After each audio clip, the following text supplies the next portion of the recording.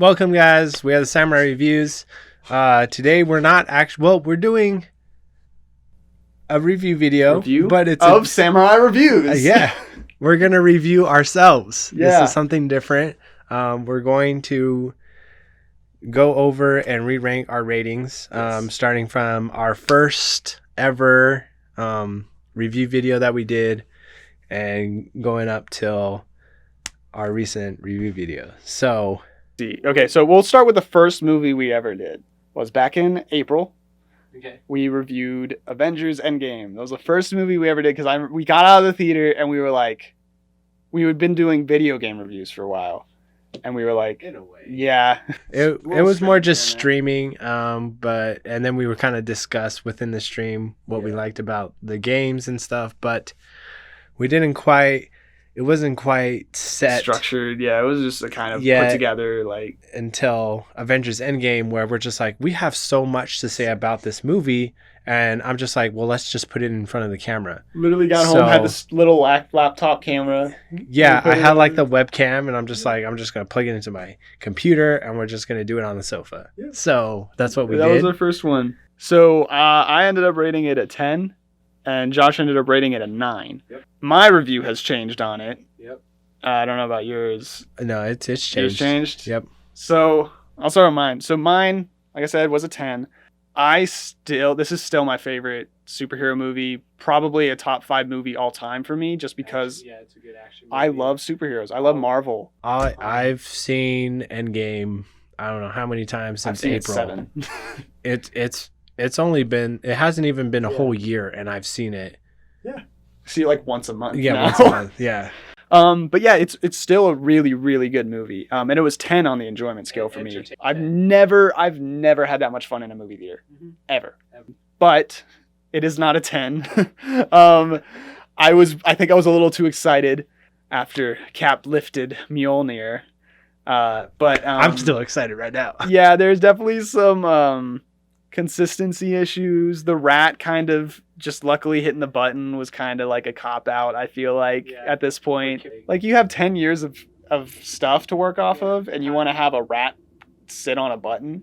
That and like time traveling for convenience sake. So Captain Marvel was a little OP, even though I love her to death. And she still has one of my favorite Marvel scenes of all time, the headbutt, because it was just so fucking badass. But that was kind of the problem, is like, she's so powerful. Like, so with all that, I'll probably have to give it an 8.5 overall. And I still love this movie to death. And 8.5 is still a very good rating. Yeah. But unfortunately, Avengers, I'm going to have to drop 1.5 points and give it a 1.5. Really? I'm going to give it a 0.5. I'm going to give it a 0.5 lower and give my rating an 8.5 as well for Avengers Endgame, just because I rated a 9. And like I said, I still get excited when I watch the movie. Yeah. It never gets old. When I get to the end, I'm going back with like the story and that kind of stuff. It kind of just, it works out. It's probably one of the best time traveling movies, even though time travel is a very good cop out. It was better than them just like snapping everything back though too, It was well handled, well perceived. Entertainment level was amazing. And you get so many payoffs. You get the character duality between Captain America and Iron Man, and there's one of the things in there that I've seen between that is that they proved each other wrong, which I loved. Yeah, they went from Iron Man's all like, oh, everything special came from a bottle for you, Captain America, but no, he lifts the hammer. Yeah. He's special. And then Captain America's like, oh, you're never going to lay down your life. Yeah, you're not a team player. Yeah, but in the end, he does. So, like, I was just like, that growth and that character arc between the both of them, it was just amazing. It's definitely a product of them having 10, 11 years to do this. And I think, like, that's not a negative. That's their friendship splitting up and then working together for the greater, like, good. It's a great way to tell deep stories. So, 8.5. Yeah. All right. So that's a new adjusted Samurai review of 8.5 for Avengers Endgame. The next movie we did, I pressed a button, was Detective Pikachu. This one I'm actually fine with how I rated it.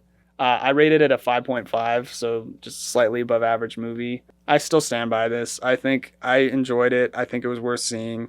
I think the Pokemon animations were fun enough to kick it above that just average. And Ryan Reynolds was fantastic in it. So I think, with that, it just kind of gets that extra bump over an average movie. And so I'm pretty confident in that one. So that one will stay the same for me. The only thing that gives that movie anything worth watching is Ryan Reynolds. Okay, so you can't say you got excited when you saw the stadium.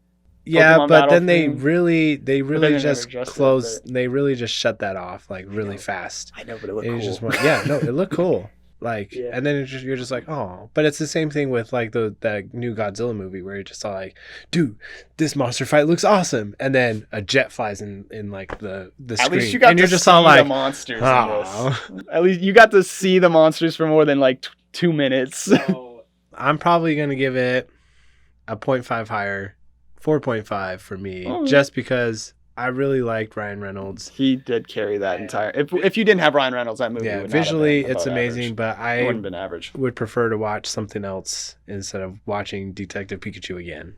So it's just below average for me. So there you go, just 4.5. So that is it's a a 5. That's an average, average movie. samurai review movie. All right, so that was a pretty easy one because it was not too much changed there. John Wick 3. This is another one I feel fine with mine. I gave it an 8. I still think it is one of the most groundbreaking action movies. Mm-hmm. Like it really kind of it changed the drama and the genre in a sense where it's went out and was like, try us. Like this is how you do action. I'm holding off because I want to get the like full set when they finish the John Wick series. Mm-hmm. Like I want to get the full like special collector's set of all the movies. But I will absolutely watch these movies for like the rest of my life. Yeah. Some of my favorites. I totally thought like 300 was like a good action movie. Yeah. Not until they released John Wick, and I was like, nope, it's fucking nothing. Nope, that is nothing. That is trash now. No, this will definitely go up. I'm probably going to give it a point higher. So it's an 8.5. A whole point? The reason is because the first John Wick's a 9 for me because it stood out like crazy. They did something different. There was, even though it was like a really small kind of like a story and motive, it was like like and my stuff like that, movie. but it was just like it made sense. It was, you get his motive. And you emphasize with the character. I got it. That kind, yeah, exactly. So like they're like, hey, you understand his drive. What kind of movie would Brett like? Right. So you understand his drive and you understand like what he wants, and then you get the need in the end. Yeah. And then the second one wasn't that good. That was my least favorite one. The second one an 8. Okay. The third one was better than the second one just because it was the action just stepped it up. It was nonstop too. It was just like, this is always good. Like, and it was a different way of storytelling, and that's what brought this up higher than the second one. So I'm going to give it an 8.5. That's fair. So yeah. All right. So that is a 8.3. Aladdin is the next one on the docket. What did I rate? So you gave it a 6. I'm sticking with a no. Wait, hold on a second. Ooh. I'm thinking. The winds are Dude, changing. I enjoyed the songs. Really. Yeah, the songs. Will Smith. I listen to those. I don't listen to the old one anymore. No. I might watch the old one more, but I don't listen to the soundtrack of the original one. Old one. Yeah, of the. They really stepped up the music. Yeah. Even with how weird that One Jump Ahead scene was for me. Yeah. That song is way better than the first, like the original one. Mm-hmm. So the first Aladdin, the only reason why I would give it such a high rating is again originality. Originality and that kind of stuff. And Robin Williams. The original Aladdin would probably a 7.5 for me. Just because it was just entertaining. It's crazy. I'd still watch it. Like you said, I'll probably still watch it again. I'll probably watch that movie over the remake one. But I'm still gonna watch the remake too. But I'm still gonna watch. Good. Yeah, I'm still gonna watch the remake. It's my favorite Disney. No, it's my second. Lady and the Tramp.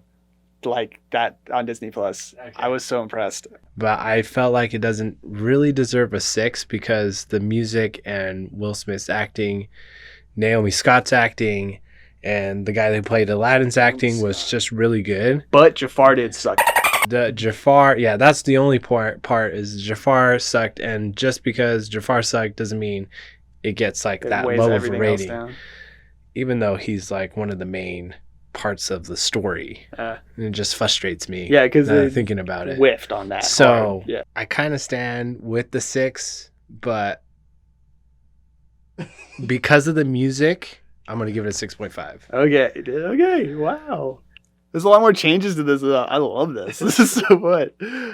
This is Because surprising of the too. music, because it's just that good. Yeah, no, it's good. I still listen to music today, and I gave it a 6.5. I do stand by my 6.5. Will Smith does Oh, hell yeah. freaking awesome job. He does. Like no one can. He's obviously not as good as Robin Williams still, right? Robin Williams made that role into what it is. That's why it's a 7.5 for the original one. But no one could get even close to Robin Williams other than Will Smith. Yep.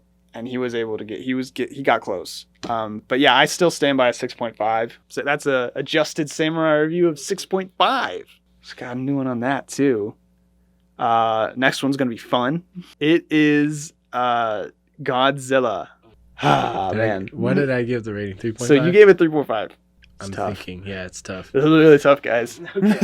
I think I'm gonna have to lower it to a 3.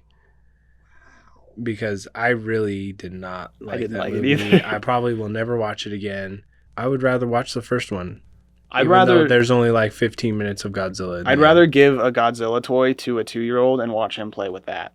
But the thing is that the first one had a better family drama, just a better character drama in there. That they were actually like good actors and actresses, rather than this family drama that you get in. I like Millie Bobby Brown, but like the rest of them, it was so manufactured. And yeah, her character was bad.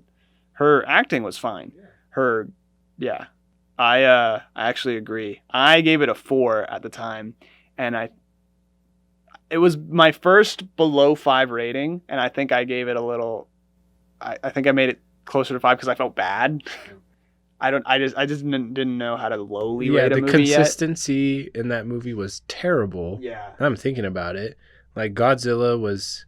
It was bad. Yeah, either OP or it was not Ex OP. Machina every single time. And then every human in there was either like all the OP important ones or got not saved OP. last And I'm just second. like, this doesn't make all the cool stuff. Yeah, it's a 3. Yeah, it's a 3. It was a bad movie. It was not good. The only reason why it's a 3 is because I think the action scenes that we do get were good. Yeah, that was, even though it's short-lived. 20 minutes of that movie. Even though it's short-lived, it's fun and is okay. It's not even like great. Like it's like those are like 6. I'm with Ken Watanabe when he's like, let them fight. Hell yes. Let them fight. It should have starred Ken Watanabe. Yep. That should have been the protagonist of the entire movie. Yep. Follow Ken Watanabe, but then they have Coach Chandler come in. Yeah. Clear Eyes, Full Hearts. I'm going to absolutely hate their next sequel to this movie, which is King Kong versus Godzilla. Because Watanabe's not even in it anymore. Like, I don't even care. All right, so adjusted samurai review for Godzilla King of Monsters is a 3. Suck it, Godzilla. Next movie, Dark we're getting Phoenix. into Dark Phoenix. Oh gosh, yeah. You know I'm about to hit it hard. Because I've been complaining ever since we did this review. Like, the second we turn off the camera, I was like, no, this is so much worse than the 3.5. And then every day since, I've been like, get called Josh. Dark Phoenix was less than a 3.5. Yes, Brett, I get it. It's 2 o'clock in the morning, please. All right, so I gave it a 3.5. It is not. It's my least favorite movie of the year, probably. It's a contender. We'll see at the end of the year, but it's up there. I hated this movie. I love X-Men. I hated this movie. Every scene in it, I was like, what are you doing? This doesn't make sense with the character you've created. We didn't get a good, clear character motive. What timeline is this? We didn't know what they wanted. We didn't get what they needed. Why? In the end. Why are you changing your motivations? Yeah, that was strange. Yeah. That was strange. It was just like, they were like, you know what? Screw it.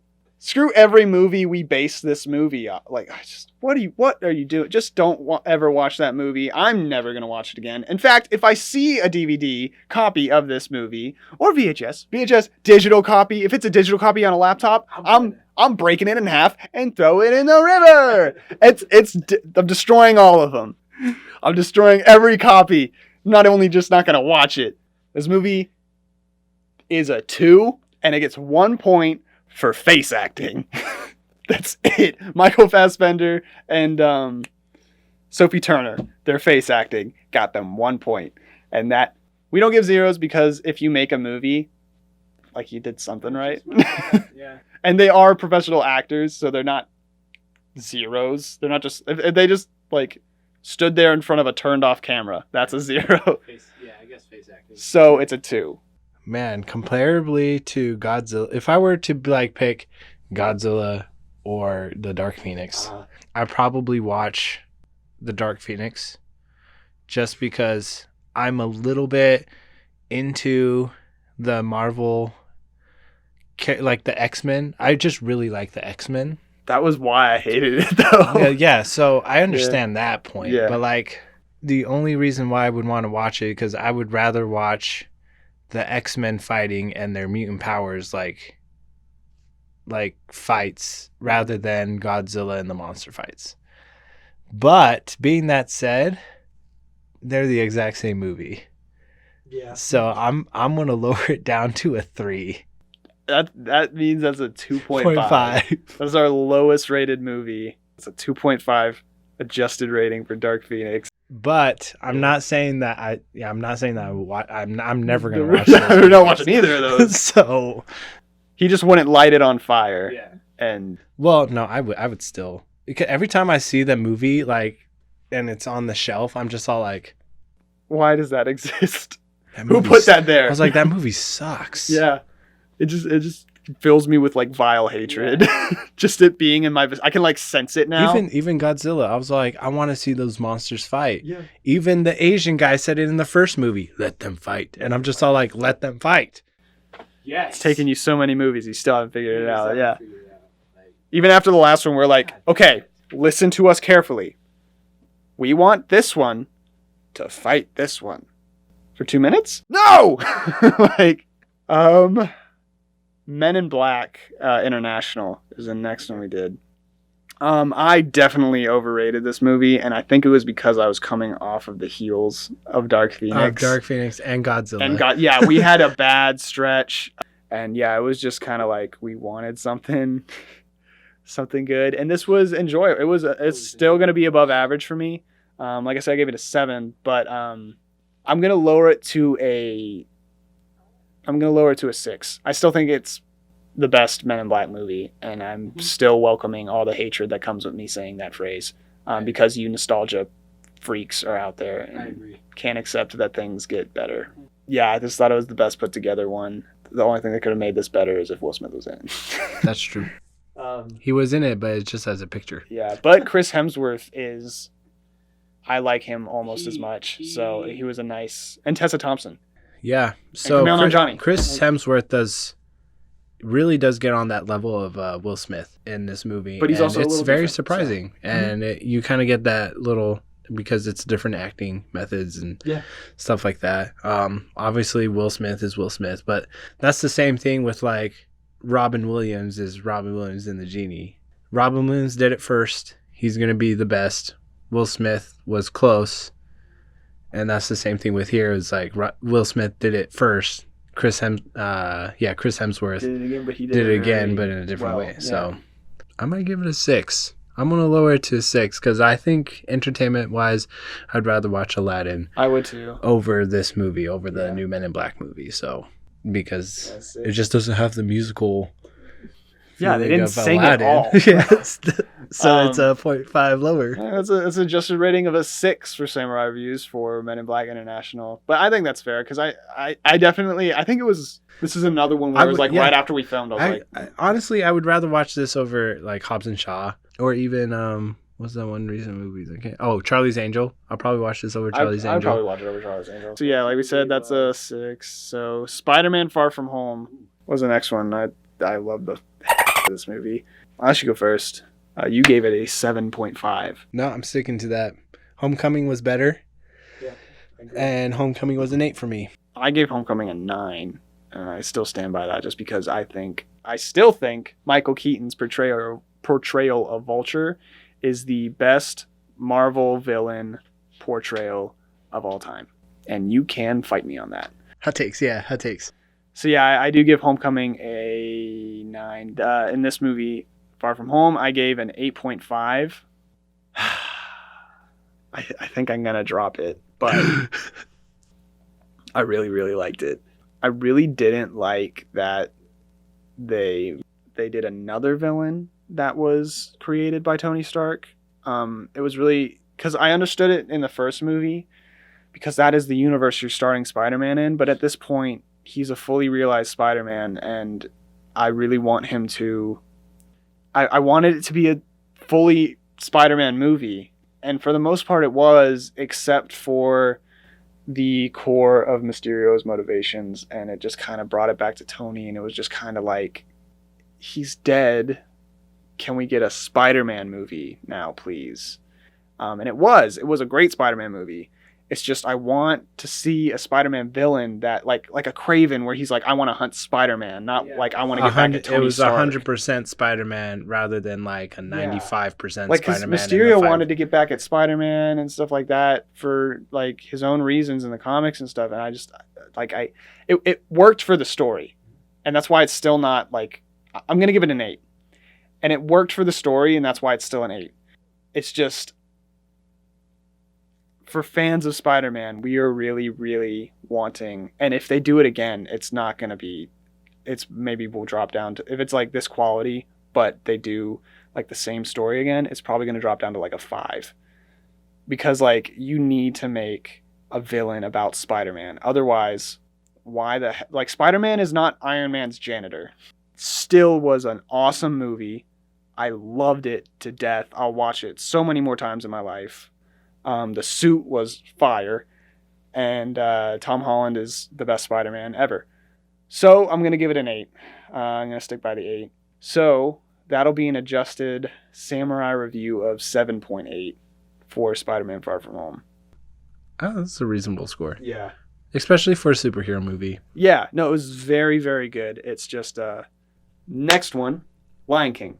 So you gave it a 8. Yes, and in the I feel like I remember in the review video I was like, it's the same as the original, and I gave the original an 8, but honestly, the original was an 8.5 for me, pretty close to a 9. But like, what they took out from the original, I felt like they replaced a good bit in the remake. They left my favorite scene out. I know, yeah, but I mean, like, the fighting scene in the end between Scar and Simba, like, they made that way better in the live original one, even though they made it better in the live action, or the live action one. Okay. Yeah, the live action. I know why I say live original. I was like, that was weird.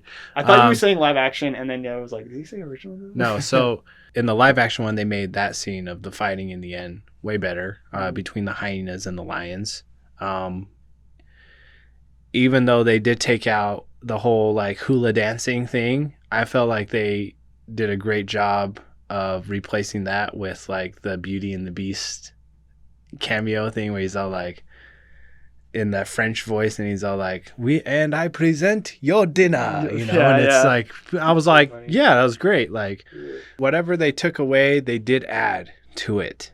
Even though the original was an 8.5, I'm still going to stick with an 8, because it was still the same story.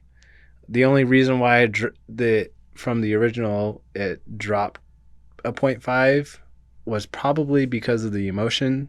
Like you said, it wasn't portrayed as well, but they do fix it visually, because I did like it visually better than it's like visually it's stunning than the original. Like, it looks animation. Fantastic. Yeah, because I watched it again and I was like, wow, this is beautiful.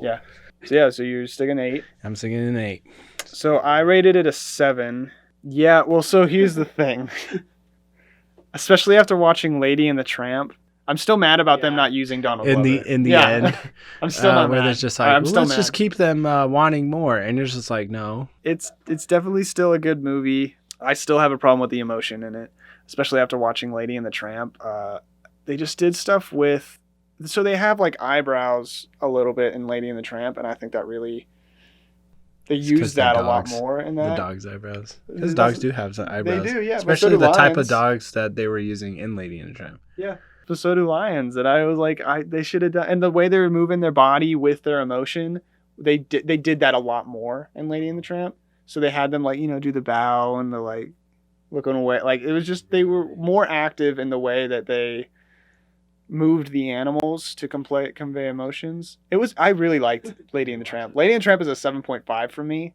Okay. I really liked it. That is my favorite live action adaptation. They also fixed a lot of problems in the other one, made it better. Tessa Thompson's in it. Ken Jeong is in it. Shirley is also in it. My point is that I really think this movie could have added. I think it could have tried a little harder, and I think it was. I don't think they tried. I don't think they were lazy or anything. I just think they were tentative. They didn't want to make a mistake, and they played it safe. And if you're making a remake, I'd say go for it. Otherwise, why are you making a remake at all? And then, give Donald Glover his own song, Motion, Rafiki include scenes. Beyonce with the music production side of things. I want it in the best. And because I still thought Aladdin was better than this Lion King. Original Lion King, I would give probably an 8.5 or a 9. I'd have to think about it, but I might even go 9. But this one, I think I'm going to have to drop to a 6.5 just because, like, it felt like they were half-assing it a little bit. And I just have higher expectations for remakes. If you're going to make a remake. Like, Jafar was a mistake, but they tried doing something. They took a risk. And I can appreciate it, but I'm going to dock killed them. But it did, yeah. And it was a negative for sure. And your risk can be negative, but they also took a risk with the Naomi Scott song, and I loved it. I listened to that probably once every 2 days. So yeah, I think I'm gonna have to go for a 6.5 on that just to match it up with Aladdin. 7.25, but yeah, 7.3. Adjusted for 7.3 there, and like 7.3 is still a good movie.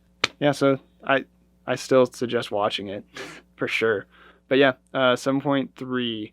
The next one is one close to our hearts. Once Upon a Time. A lot of conversation about this one. You gave it a 7. Ooh, no, I'm sticking to a 7.